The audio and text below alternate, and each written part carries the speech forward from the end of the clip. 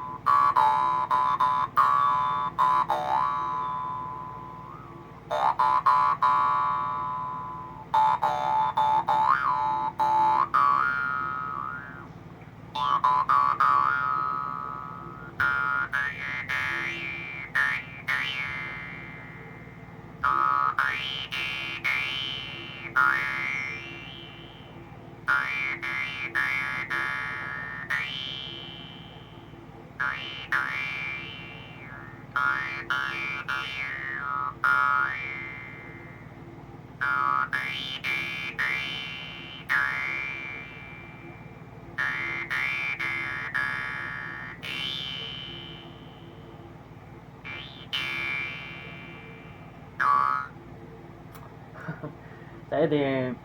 khi ta chỉ bắt chuột nó này số sai chắn nữa giờ bye bye